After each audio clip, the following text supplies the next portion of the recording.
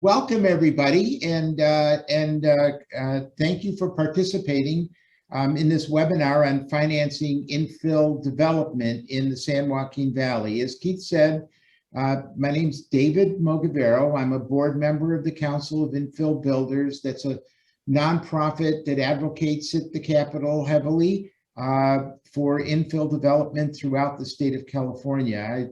Also the senior principal of Mogavero Architects, and we do a lot of work in the Central Valley, including communities like Visalia and Bakersfield and Fresno and Modesto and Merced and Stockton.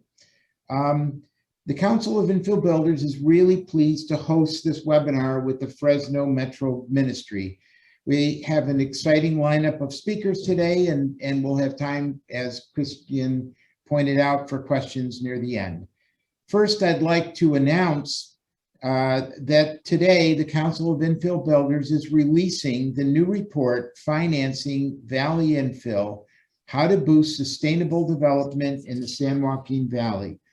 The report is available on our website, and that website is councilofinfillbuilders.org. The report resulted from a stakeholder convening we organized earlier this year with infill developers and other leaders across the San Joaquin Valley, and were involved in advocacy and real estate and government. They described the key barriers to financing more infill in the valley and the solutions we need to address that infill development. Most prominently, the barriers identified include high fees and restrictive local permitting and zoning in infill areas that encourage outward development instead of infill, a dearth of willing sellers for blighted lots, and a lack of support from city leaders to facilitate sale of those lots, inadequate supportive infrastructure in key infill areas that disincentivizes private investment, absence of political commitment from leaders in prime infill areas, difficulty competing for state and local funding with other projects around the state based on insufficient, uncoordinated, and administratively burdensome funding programs.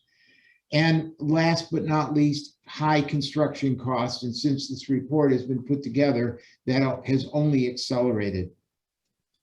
To address these barriers, the group is recommending the following solutions, top solutions to emphasize.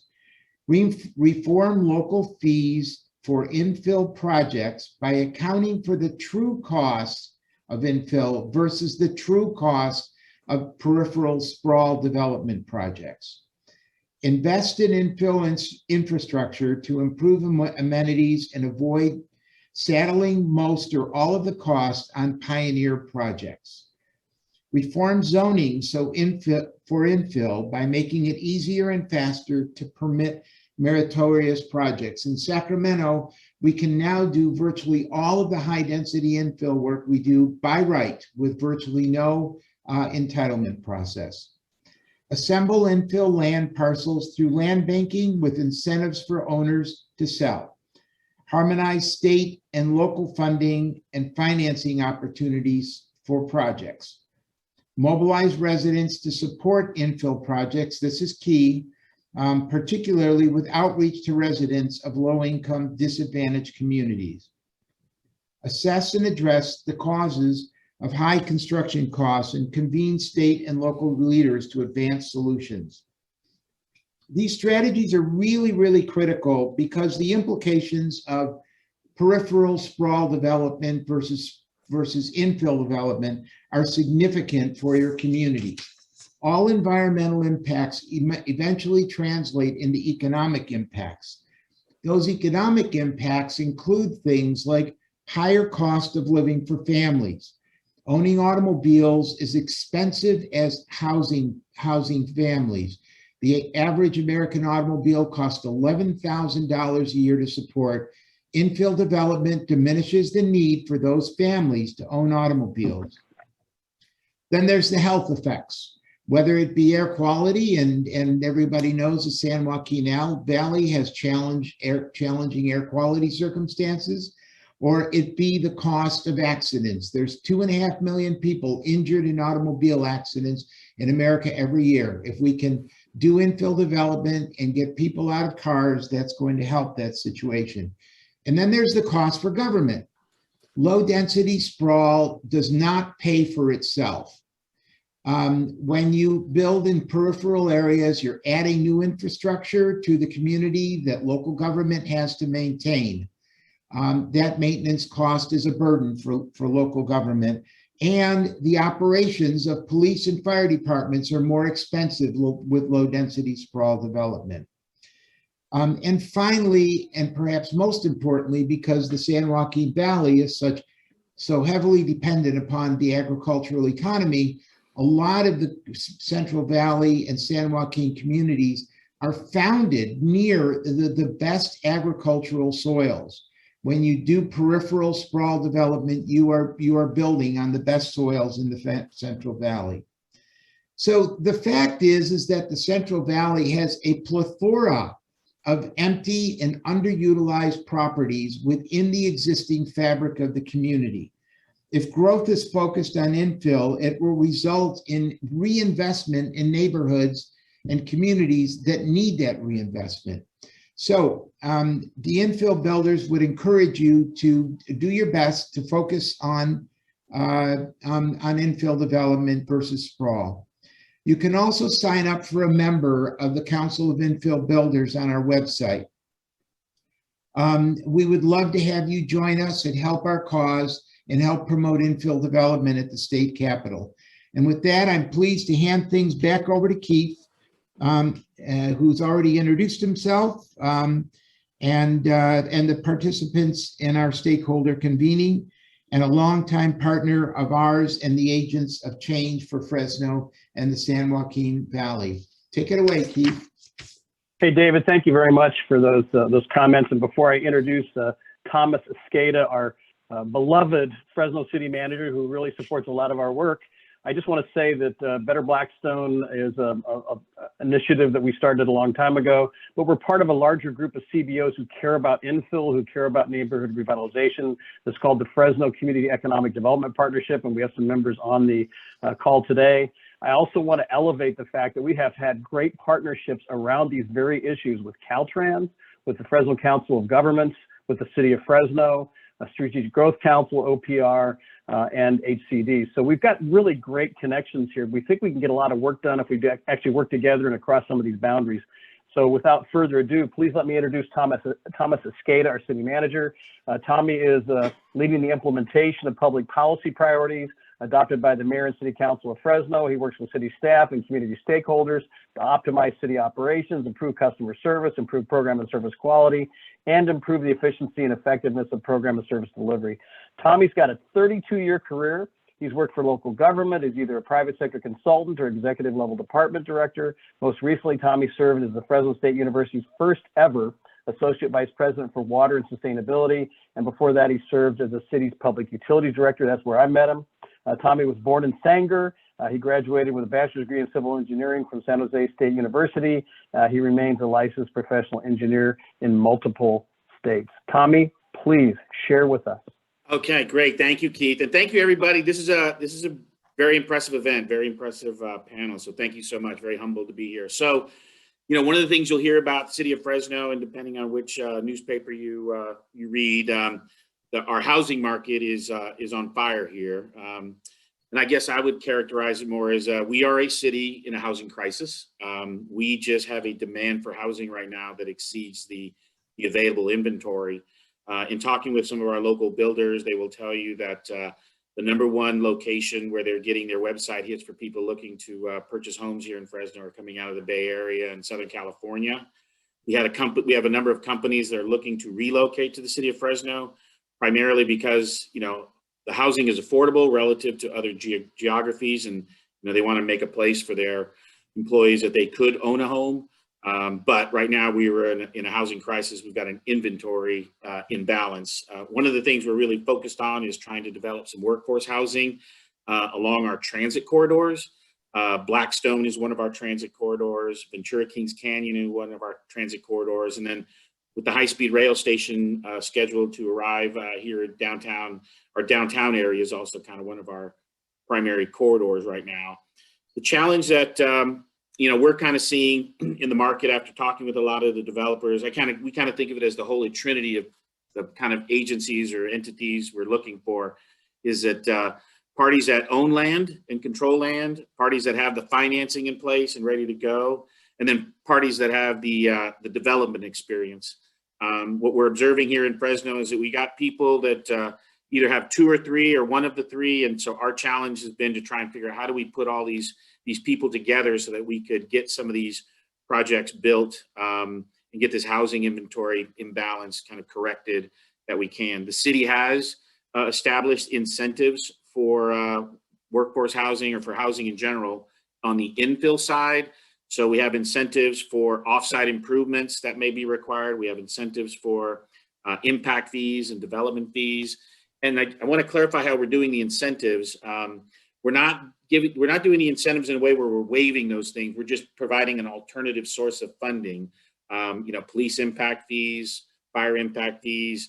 I mean, we need those dollars to provide public safety. Same with the parks and the roads. So we're not waiving those fees. We're just trying to find an alternative source of funding that we can backfill those costs and not put that on the developer side. For this year, council has allocated $2 million, and we're looking to add more dollars to that again for the offsite improvements and the impacts, the impact fees. Really focused on our transit corridors because the federal government helped us build a $50 million, bus rapid transit system. So again, like I said, Blackstone, Ventura, where we can get high density, as I heard earlier, get people out of their cars, get them to use public transit to travel around the city and get to and from either work or school or recreation or all those other things that we have here to offer in the city. The other thing that we're looking at is a lot of dollars flowing in from the federal and state government for housing. So we're expecting to see some money here from the state as part of I think it was the $12 billion program, 4 years that the state legislature approved in cooperation with the governor. We're seeing some dollars come out of the federal agencies, HUD in particular. What we're trying to do is just see if there's a way, because I think one of the things David indicated was the cost of housing. The general rule of thumb we're hearing in the market, and I'd be curious to hear from the panelists as we get into it, is that privately financed housing project, multifamily housing projects, can open up at about $275,000 a door.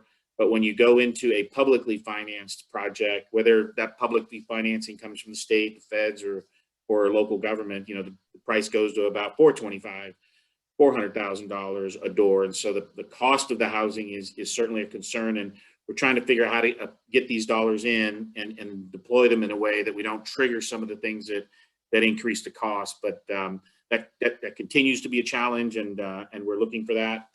The other thing the city is looking to do, and we will be doing, again, this is through funding we received from the state, is to look at providing first-time home buyer incentives for down payment assistance and closing cost assistance. We have allocated about $1 million for that this year. We have some additional funding coming in from some private entities, private banks actually, that are looking to assist us with first-time home buyer and down payment assistance. So that's another thing we're trying to boost here in the city is home ownership. So the workforce housing is certainly something we want to get in, but the home ownership is something we also want to continue to look forward to. We are really just focused on, one of the challenges we're seeing, and I'd be curious to hear from the panelists, is just even if you have a parcel that's ready to go, it's 3 acres, it's entitled, it's by right, we can do either just a housing project or do a mixed use project. There's been some neighborhood reactions to some of these proposals that kind of surprised me, actually, that folks are just kind of not prepared for some of these multifamily mixed use housing projects that are either adjacent to or in proximity to where we typically have had single family residential units. So there's got to be a strategy we can come up with to get people to embrace those and recognize that that housing is providing for people that, work in our community, that work at the coffee shops, the grocery stores, the hospitals, the schools. And so that's one of the challenges we're looking to try and try and address to see if we can, get the community to embrace these projects a little bit more directly and with a little bit more love. But again, this is a great event. We are a city in a housing crisis, our inventory imbalance, and I look forward to hearing the discussion from folks on, how can we accelerate the rate of building? How can we manage the costs for the building?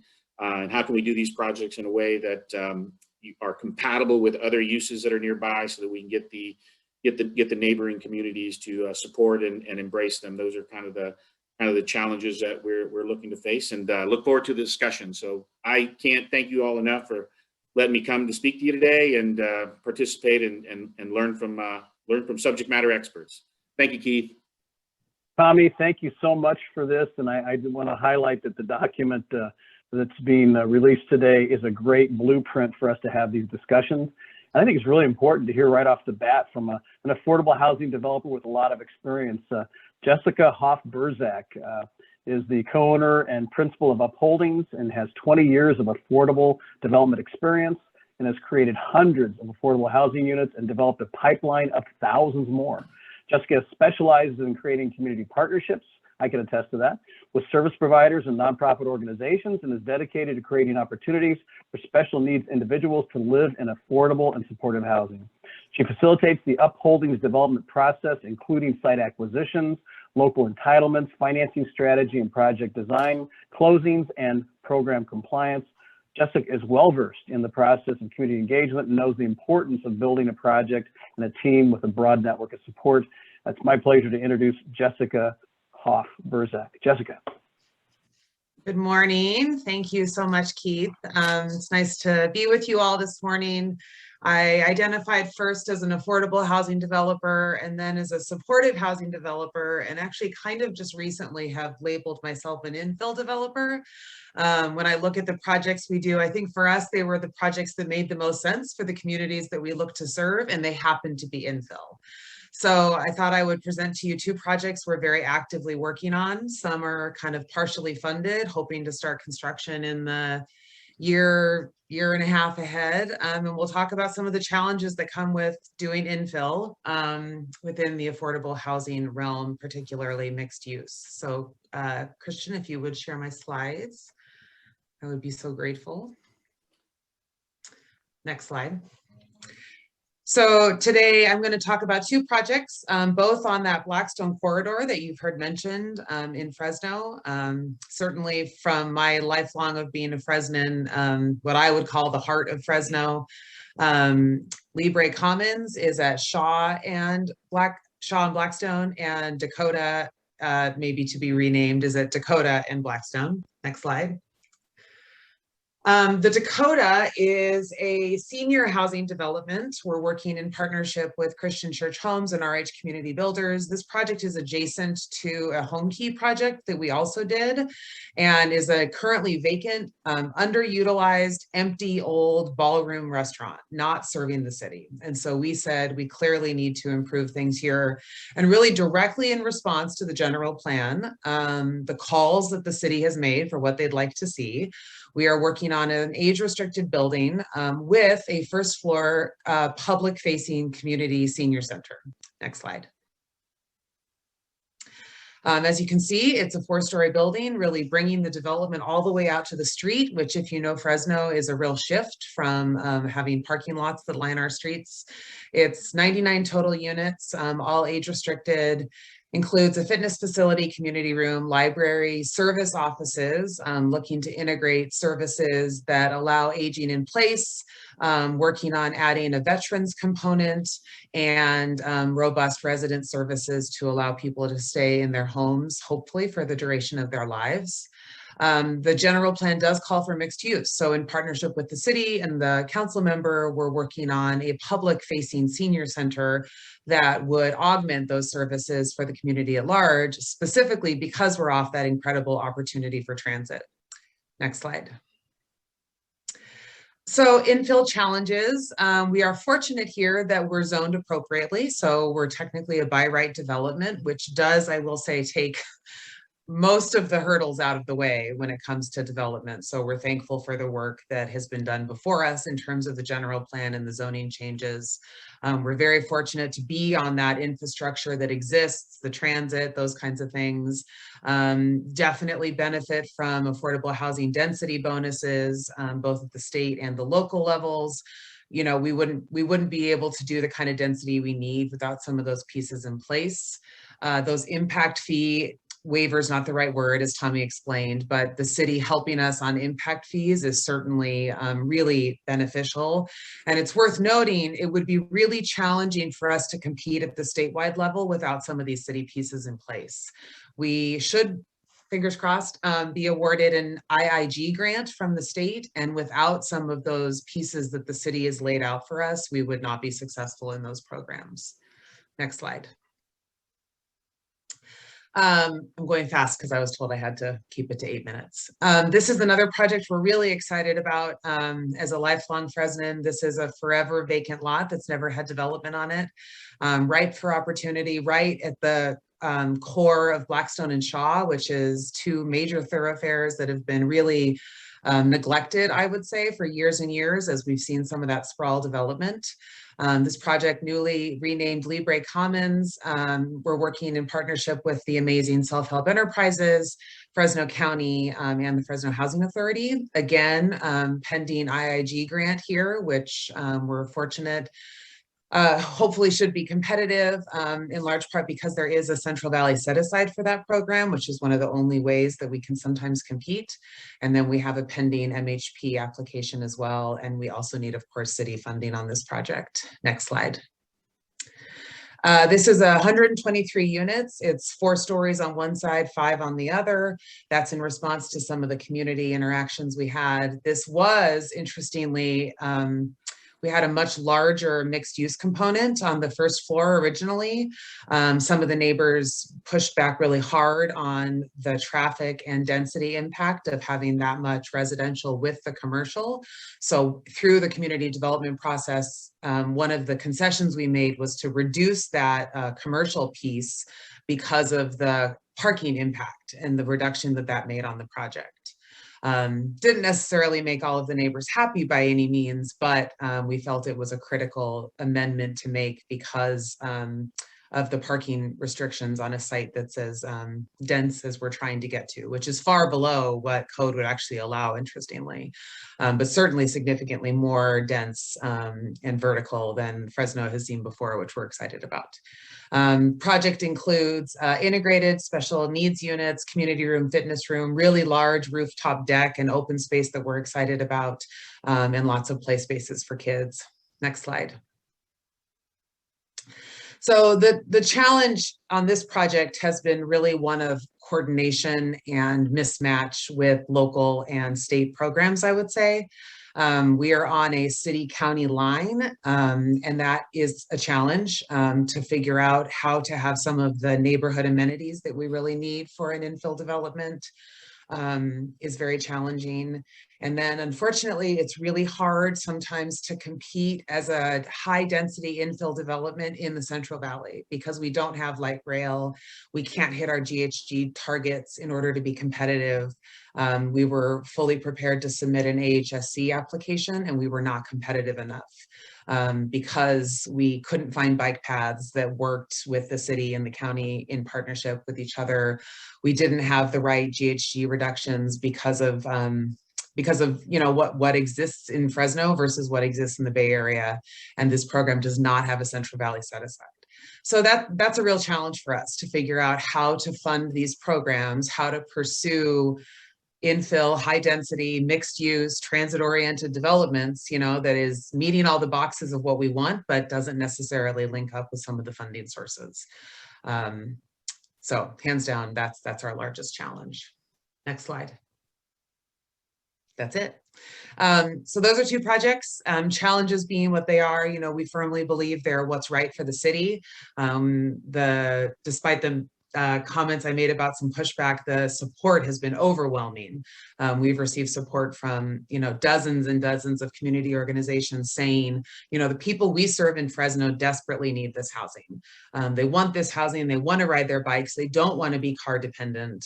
And we feel as a developer with a community-minded vision that it's our job and our duty to find ways to make that work. So we're excited to be working on them despite the challenges. Thank you. Back to you, Keith. Thank you very much, Jessica. And we will have time for questions, it looks like, I hope. Hopefully write them down, or you can put them in the chat, please. It's also my pleasure to introduce Bob Smith. He's had over 40 years of civil engineering and development experience in Bakersfield. Bob has worked on numerous development projects, including over 1,400 acres of residential and commercial development as a partner or sole developer. Additionally, Bob has been a partner in the development of multiple rental housing developments. Hey, I'm going to say something. This is really great. This guy's from Bakersfield, but he's a graduate of Fresno State with a BS in civil engineering. Bob has gained entitlements for multiple new master plan communities in Bakersfield and the Santa Maria area.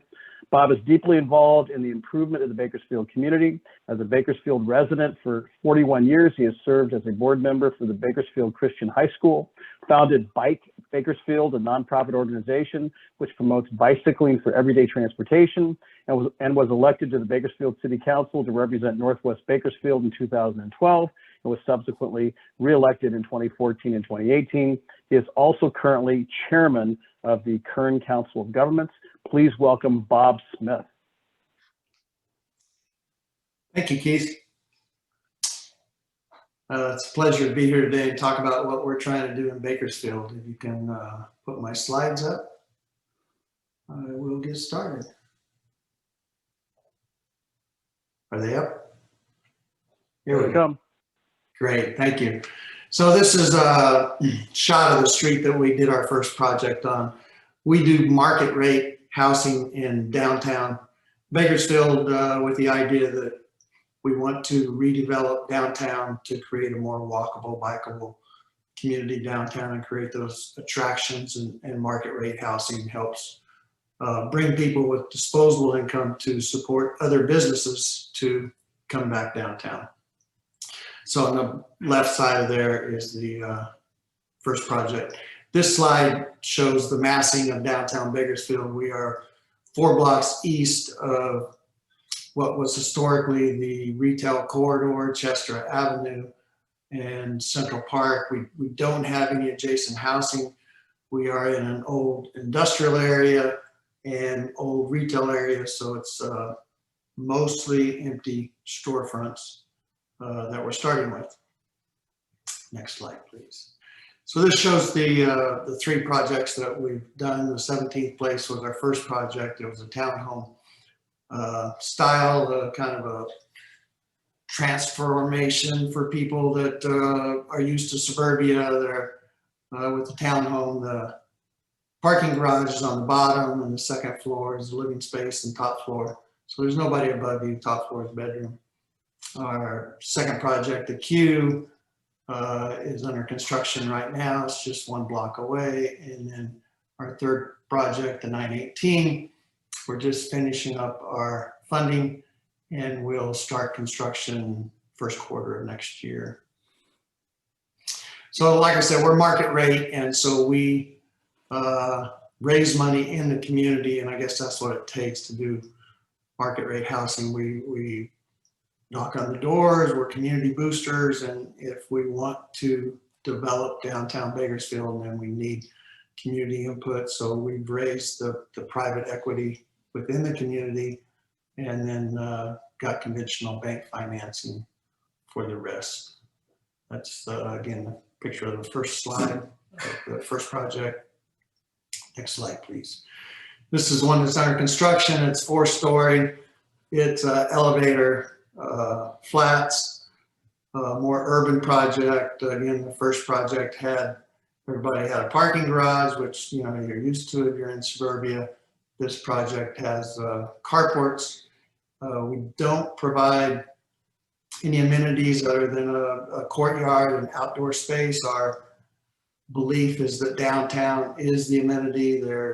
We're within a couple blocks of the convention center, McMurtry Swim Center, a public facility, and of course, all the restaurants and parks that are downtown. Next slide, please. This is the project that we're going to start first quarter of next year. It's 40 units. We initially had 49 units, and back to some of the trials and tribulations and what the city can do and can't do. Parking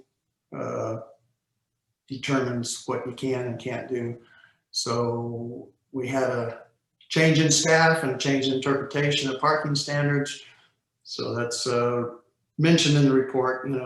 The more the cities can reduce parking standards, and we can get more density. This is about a half-acre lot, and we'll have 40 units on it. This project also has storm drain, and we had some sewer infrastructure problems. The city has completed downtown storm drain study and sewer study, but as the report mentions, infrastructure is important, so the city is working on bringing those up to be adequate. In downtown Bakersfield, when it does rain, we've got water up on the sidewalks in most places. Next slide, please. So this is all 3 projects and shows, kind of the outdoor space. Next slide. So high fees, the city of Bakersfield does reduce traffic impact fees in the downtown core, which helps, but I think maybe with our general plan update, we could go to 0 on traffic fees in the actual downtown core would help. Also, park fees and sewer fees and those kind of stuff, it all adds up. Whatever we could do to reduce that would be great. As was mentioned in the report, and other people, absence of willing sellers. Very difficult. The project that we're starting next year, we talked to the sellers for 5 years. We put it up for sale way above market. And, it was on the market for 2 more years. So, it took about 5 years to actually get that piece in escrow and close. I've spoken about the inadequate storm drain and sewer downtown Bakersfield that needs to be upgraded. Lack of political commitment. We actually have good zoning downtown. The zoning is by right, and we are in an area where we don't have any neighborhoods. As I stated, it's old retail and old industrial, but the changing of parking standards would be helpful. The reduction of more fees would be helpful, and I'm not sure that we have the political commitment to do that yet.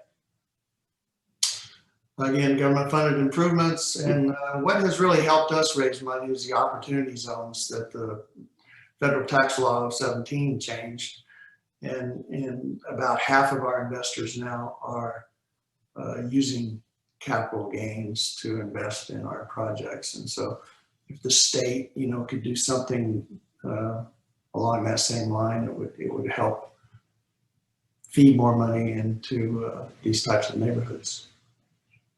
Next slide, please.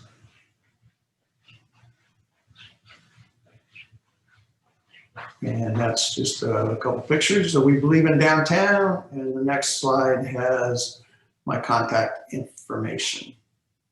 So thank you. Hey, Bob, thank you very much. And just kind of stopping for a moment and thinking about what Jessica showed us and what Bob showed us. I did a little back of the envelope calculation. Because we have between 35,000 and 40,000 families in Fresno County that need affordable housing in effective locations like our transit corridors, infill, et cetera, we need about 325 projects, just like Jessica illustrated us, 325. So we've got a handful we're talking about in Fresno right now. We need another 320 of those. And so I tee that up because we have Saharnaz, Mirzazad from Strategic Growth Council coming up, and I think now she can maybe speak to the scale of the issue in the Valley. We appreciate her so much. Saharnaz is the Deputy Director of Community Investment and Planning at the Strategic Growth Council, overseeing more than $500 million of annual investment in infrastructure programs and community-driven policy solutions. She works with local and regional governments to pilot initiatives for bridging climate and equity goals. Saharnaz has over 15 years of experience working in the public and private sectors on infrastructure development, climate resiliency, community development. Before joining SGC, she worked for the City of Thousand Oaks Sustainability Division, supporting the development of the City Municipal Sustainability Plan and Community Climate Action Plan. Saharnaz also worked with the ICLEI Local Governments for Sustainability for more than 3 years, supporting local governments in combating the impact of climate change through local actions. As a consultant in the private sector, Saharnaz has worked on multiple community revitalization and urban design projects in low-income and disadvantaged communities in Iran. Saharnaz has a master's in urban regional planning with a certificate of sustainable urban infrastructure from the University of Colorado, Denver, a master of urban design and planning from the university in Iran, right? And an architecture from Iran University in Science and Technology. So Saharnaz, please, thank you so much for joining us and enlighten us about how you can adopt the whole San Joaquin Valley and be our friend forever. You already know that I have adopted San Joaquin Valley for a really long time. That's where I really care about, and I think I spend most of my time in that area, Fresno, Bakersfield, and Stockton. I would like to ask to have a host privilege to be able to show us a couple of slides, if it's possible. Saharnaz, you can share your screen. Thank you. You're welcome.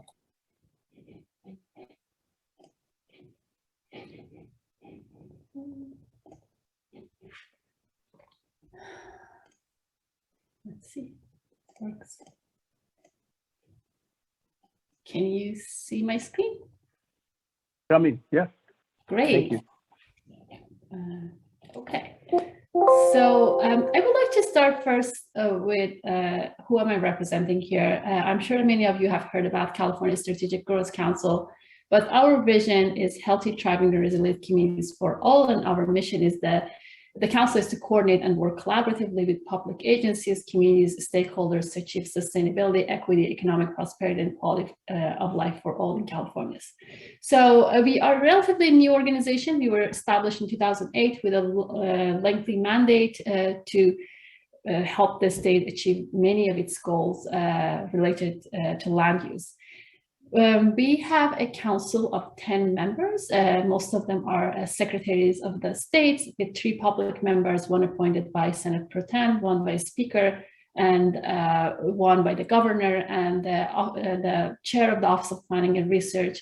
The director of Office of Planning and Research is the chair of the council, and our new executive director, Lynn started a couple of weeks ago, joining us from Business, Housing, and Consumer Services. She has extensive background in housing and very excited to work with you all on housing-related issues. What we do, our work is guided through 5 main principles: building resilient communities, integrating research and data for policy innovation, advancing health equity, fostering collaboration, and supporting communities' capacity to drive action. We have program and initiatives. We have investments programs. Many of you have heard of Affordable Housing and Sustainable Communities Program, Transformative Climate Communities Program, which we have awarded grants both in Fresno, our largest investment in the state, in Stockton, and we have a planning grant in Bakersfield. We're really hoping that we will be able to invest actual implementation dollars in Bakersfield as well. We also have SALC, which is like our conservation program. It's part of the HSC program that we look into integration of how we can preserve ag land to promote infill. We have collaborative policy initiatives. We have integrated policy and planning and capacity building and technical assistance for most of our programs. And we are the hub for all the California Climate Investment Fund's technical assistance in the state. As I mentioned, Affordable Housing and Sustainable Community Program is the one that probably most of you know. We have been able to, we are funded by the cap and trade revenue, and that program makes it easier for Californians to drive less by engaging active transportation such as walking, biking, and using transit. We have been able to fund 11,000 units so far, And we are very excited that we have been also able to create a lot of job opportunities and reduce VMT and develop bike paths and transit options for people that live in these units. Transformative Climate Communities Program is a community-led transformation to enable the California communities most impacted by pollution to choose their own goals, strategies, and projects to reduce greenhouse gas emission and local air pollution. To date, we have invested $229 million, and we have a footprint in many California cities, but mainly in Central Valley. And it has been a very successful model that has been adopted by many other state programs in other agencies. What I really like to talk about is actually very exciting budget this year. And I know that many of you have been following this very closely, but Governor Newsom is really focused on delivering both on climate and housing goals that he set in the beginning of his administration. And he has been focusing a lot on infill development, and as a very tangible option that we have to marry both goals of climate and housing. The 2021 climate package includes a $3.6 billion climate resiliency package, makes unprecedented investment that aligns economic resilience with the state's climate goals, strengthen the leadership capacity of the key regional and local stakeholders, and places low-income communities, often the hardest hit by climate change and other health and economic challenges, at the forefront of the community-driven climate resiliency efforts. We have received $420 million for TCC program over 3 years. This is very exciting news. We have 15 communities in the pipeline that had received planning grants, and we are hoping that they'll be able to receive these grants over 3 years. One of them is Bakersfield. We have been working with them for over 2 years now, very closely, and we are hoping that this will be an opportunity for them to get funding through TCC. Also, there is a $200 million in the HEAT package, $100 million for SGC over 2 years for Climate Resiliency Centers grant, which again is an opportunity for you to look into it. It's not directly housing, but it's definitely a community an amenity that it will be helpful for areas and supporting Infill. And the housing package, $10 billion investment in housing related programs. And I only picked a couple of those that I think probably you may be interested to know about it. We have doubled the HSC NOFA this year. We had, in the beginning of year, we had $400 million in NOFA. We have doubled that to $785 million. So we will basically fund 80% of the applications that have submitted to us this round. We have $534 million for infill infrastructure programs. We have $500 million for state low-income housing tax credit, $1.7 billion for shovel-ready affordable housing units, which have successfully acquired HCD funding, but they were not able to secure tax credit, $100 million to CalHFA for ADU programs, $600 million to fund REAP 2.0, and $400 million for No Place Like Home. So these are just some examples of what is in that budget, and I'm sure that you will be all getting ready to apply for these funds, and we are hoping that to streamline the process in a way that you can have access to this. Again, as I mentioned, housing and climate both are very important goals for this governor, and we are really looking forward to locals to help us to see how we can achieve both goals. And if you have any innovative ideas for us, we're all here to hear those ideas and help you facilitate that and get us there. And again, I'm happy to answer any questions after the presentation. Thank you. Thank you so much, Saharnaz. I'd really invite people to put any questions they have in the chat right now. And I noticed that Rafa has asked a question, Sonnenfeld, why haven't builders exploited the state law exempting 20%, I lost that, 20% affordable projects from zoning plan in cities that don't accommodate enough? Anybody want to take that one on? Can you repeat the question, Keith? Sorry. Yeah, the way it reads to me is, why haven't builders exploited the state law exempting 20% affordable projects from zoning plan in cities that don't accommodate enough? Sounds like inclusionary, right? I think from my perspective, we do, and we have. I think some of those state density bonuses have really helped us navigate with local governments to be able to have by right developments at higher densities. And one other thing that legislators passed pro-housing legislation, I think 2 years ago, that basically developed guidelines around it. And pretty soon local governments will have to go through that to get that pro-housing designation if they want to access the funding from the state. Thank you. Any more on that one? I'm going to move to the next one. This is from Edward Smith from the Fresno Business Journal. Mixed use seems to be really popular, but developers often say the only new apartment construction that makes sense financially are premium projects like the row or affordable units. How do we balance the affordability and having the disposable income nearby that can support diverse commercial mixed use development? I'd love for somebody to take that on. This is a tough spot.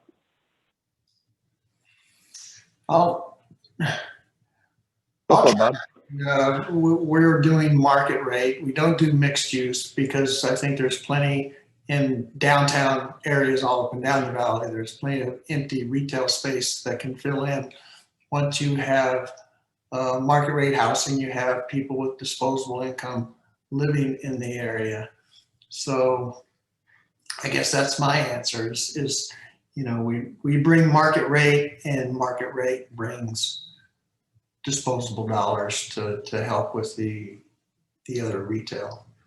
Well, and I would say affordable does as well. If we have households that are spending 60% of their income on their rent and we provide high quality affordable housing, boom, they have disposable income to spend on, you know, supplies for their kids and a restaurant meal. You know, I mean, it balances life. So I think to assume that affordable development means you have no money is a really false assumption. But it is a balance. I mean, I agree. I mean, everybody wants mixed use, and it's really hard. I mean, finding tenants that want to be a mixed use tenant, you know, underwriting with affordable housing does not work. Investors just don't want commercial income in the kinds of deals we do. So it's very challenging, and yet it's what the zoning calls for. So we're constantly trying to find that balancing act. And one other thing that also is important is affordability is not only about housing. Transportation plays an important role in that, and that's even makes a more case for infill development, that when you have access to transit, it means that you will have access to more capital in the people that are housed in that affordable housing, because they will have reduced transportation costs by having access to transit. So it's like also one more thing that we need to consider in this conversation. It's not only about housing. I agree. Right. Well, I know we're running a lot of pro formas on scenarios for mixed use development that include housing alone and with the commercial portions. And honestly, the cost of building this stuff in Fresno is marginally lower than the Bay Area, but the rents are a fraction of the Bay Area. So these things just don't work for market rate projects in many cases, because unless you've got a lot of money and you're willing to put it out there for a long time without any return, it's going to be tough. So affordable looks like a tee-up to me in the beginning. I don't think anybody has any comments about that, but it's tough to make these market rate projects work as infill in some areas. I see the heads nodding. Vincent has a series of questions. I'm not sure which one to pick because they kind of build on each other. But the first one was, with high density housing at a greater demand today, yes, has the United States looked at some of the ideas that other countries have used that seem to be working? And I'm not sure what he's alluding to exactly. He might clarify that. And the second question was, how do projects work to get over the hurdles of all the older historic buildings that require millions to bring up to code or demolish or build? And I think that's a very interesting question we haven't alluded to. There's ability of adaptive reuse. To take some old buildings, and it could be an old supermarket, it could be an old warehouse, and actually create housing. Can you guys, any of you, talk about that? That seems to be a real opportunity. So we have to scrape these things and do adaptive reuse. My response to that goes back to the recommendation that we work on land banking concepts, because the prices are going up. It's really hard, as Bob described, to work with landowners and get site control on some of these really prime locations. I've worked in other regions where there are land banks and it feels like a partnership, right? There's a vision for a location, the land bank grabs it and holds it for when development is right, rather than kind of tossing it all in the air and hoping they come together perfectly. I think for chronically vacant buildings, for underutilized buildings that don't match the general plan, it's going to be challenging to just lean on developers to get all that done without some kind of land banking system in place. You know, these are some of the primary recommendations coming out of the Here to Stay report that was done for the city of Fresno and transformative climate communities. Land banking and community land trusts are really something that Fresno hasn't done at any scale. And those would be very valuable to help stabilize some of these costs. So thanks for bringing that up. We're going to run out of time here. Thank you, Rafa, for some of your follow-up. I want to address Miguel Arambula's question to Bob Smith. Question for Bob Smith. Can you talk a little bit about the process of acquiring local private equity in order to fund your projects? Sure. I mean, it's the same thing you do in suburban projects. You knock on doors, you find people that have money that typically are investing in real estate or investing in the stock market, and you show them that you know, you can have the same return and at the same time put money back into your community and, you know, help your community. It is a long term. The opportunity zone is a 10-year hold minimum. So it's people that have investments that they're willing to let sit there for a long time, but the tax incentives are good, and people, you know, invest their money somewhere, and so why not invest it in your hometown? Thank you, Bob. I want to pass along this question. Go ahead. Go ahead. Say yes, it is a lot of work knocking on a lot of doors. It is, right? Sophia asked this great question. Is there an ideal balance between peripheral and infill development? Can peripheral development be leveraged to support infill? I do not know the answer to that. Any of you want to venture a guess? It sounds like it's something to be talked about over maybe more than coffee. I think Tommy Esqueda should answer that question. Yeah, okay, so I thought so. So, you know, I think as we've kind of looked at the history of development patterns in the city, and, you know, the last, I guess, 4 administrations kind of waffled back and forth between, we're going to build in the urban area. Nope, we're going to do that. We're going to build in the infill area. Nope, we're not going to do that. We're going to build in the urban areas. So the mayor right now is focused on not either or, but and. We have existing, you know, developers who are doing single family residential homes. They're really squeezing down the footprints on them, you know, with all the VMT stuff and GHG stuff. Those projects are, you know, are going in with some mitigation measures for some of these sprawl things that we're seeing. But we really got to focus also on this infill development, and we really got to do both. I wish I could tell you what the balance was. I can tell you right now in the city of Fresno, our housing inventory is at an imbalance. Property prices are getting out of control, rents are getting out of control. So we're really looking to focus on trying to get the infill, multifamily kind of workforce, market rate, all kinds of housing built downtown and along our transit corridors. So I don't know that right now we have the formula that says it needs to be 50-50, 60-40, or some split.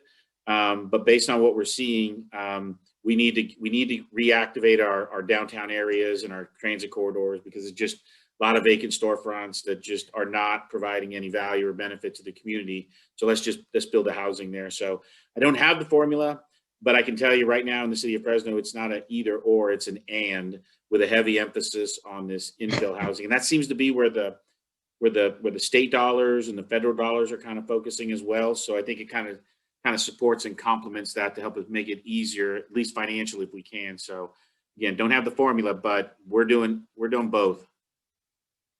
So Keith, Tommy, thank you. I'm sorry, David, I was just going to hand it back to you, and maybe I can do that if that's okay. So I want to thank everybody, the panelists, everybody who attended. I think this is a critical issue. A lot of us have been involved in this for a number of years, maybe even decades. But David, I'm going to hand it back to you to close up with this question from Miguel Arambula, which I think is really astute. Question for David. Are there any policy recommendations on how to incentivize vacant land and building owners to sell? Well, the last question that Tommy responded to is probably the right context for addressing that. And I would suggest that the answer is that you do as much infill as possible and deal with the rest as you need to as peripheral. And the challenge there is that the economic, the political scales in particular are right now very, very heavily weighted to peripheral development. And if communities are really looking at their balance, their operating sheet cost and expenses over the long term, they will do all that they can to incentivize infill development. And that goes for the solvency of local government, and it goes for the economic well-being of their citizens. So anyway, thanks for that opportunity to add my 2 cents there, Keith. And so with that, I'll kind of close it up. And most importantly, I want to say to Keith and Ethan Elkin and Thomas and Jessica and Bob and Saharnaz, thank you very, very much. I'm sure the audience has found this to be a very engaging and worthwhile exercise. And thank you, everyone, most importantly, to your commitment to your roles in your communities, whether it be coming out of Sacramento for Saharnaz, or those of you that are working in your local communities. So, and Keith, thank you for being an excellent host, and everybody have a great day and a great weekend. Thank you very much, everybody. Please Bye. read the Thank you, everybody. report. Thanks for Thank you including very me. much. Happy Friday. Thank you.